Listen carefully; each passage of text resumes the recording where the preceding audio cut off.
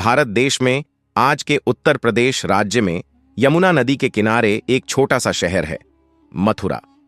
यह एक पवित्र नगरी है और भगवान श्री कृष्ण का जन्म स्थान है। करीब 5000 साल पहले मथुरा पर एक अत्याचारी राजा कंस का राज्य था। कंस बहुत ही लालची और निर्दयी था। उसने अपने ही पिता उग्रसेन को कैद कर दिया और खुद राजा बन बैठा। उग्रसेन एक अच्छा राजा था, लेकिन कंस एकदम विपरीत था। मथुरा के लोग कंस के अत्याचारों से बहुत दुखी थे। कंस अक्सर यदुवंश के राजाओं से लड़ाई करता, जिससे मथुरा में हमेशा अशांति बनी रहती थी। इसी बीच एक खुशी की खबर आई। राजकुमारी देवकी का विवाह यदुवंश के राजा वसुदेव से तय हुआ। मथुरा के लोग बहुत खुश थे, क्योंकि इससे कंस और यदुवंश के बीच की लड़ाइयां खत्म हो सकती थीं। शादी का दिन आ गया। मथुरा सज-धज कर तैयार था। आम लोग भी खुश दिख रहे थे, जो आम तौर पर मुस्कुराते भी नहीं थे।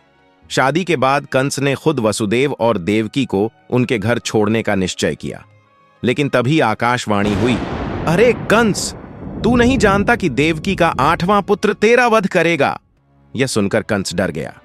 फिर गुस्से में आकर वह देवकी को मारने दौड़ा, लेकिन वसुदेव ने हाथ जोड़कर विनती की, कृपया मेरी पत्नी को मत मारो। मैं वचन देता हूं कि उसके जितने भी बच्चे होंगे उन्हें मैं तुम्हारे हवाले कर दूंगा। कंस ने सोचा और फिर देवकी को माफ कर दिया, लेकिन दोनों को महल के जेल में बंद कर दिया।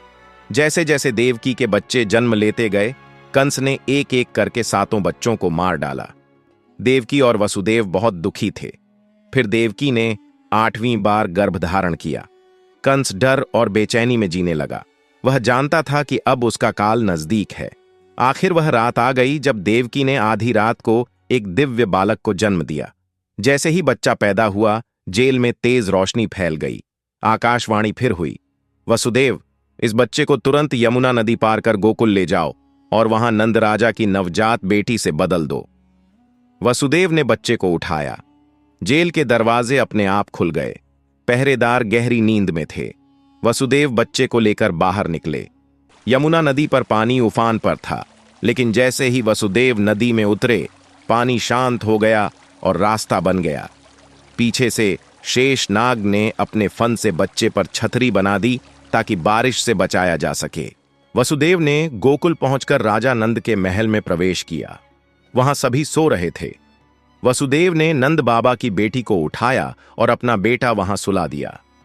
आंखों में आंसू लिए वसुदेव ने अपने बेटे को विदा किया और नंद बाबा की बेटी को लेकर वापस लौटे। जेल पहुंचते ही सब कुछ वापस सामान्य हो गया। दरवाजे बंद हो गए, पहरेदार जाग गए और कंस को खबर दी गई कि देवकी ने बच्ची को जन्म दिया है। कंस दौड़ता हुआ जेल में आया।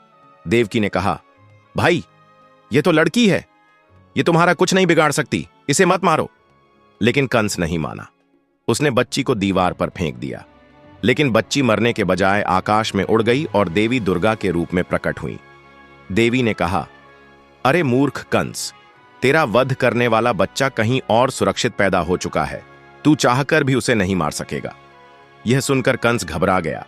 शर्मिंदा होकर उसने वसुदेव और देवकी को छोड़ दिया। उधर गोकुल में खुशी का माहौल था। राजा नंद के घर एक सुंदर बालक का जन्म हुआ था। उसका नाम रखा गया कृष्ण। कृष्ण का रंग गहरा नीला था, बादलों की तरह। वह हमेशा मुस्कुराते रहते थे और सभी के प्रिय बन गए। यशोदा मां बड़े प्यार से कृष्ण को पालने लगीं। आगे चलकर भगवान कृष्ण ने बड़े होकर कंस का वध किया।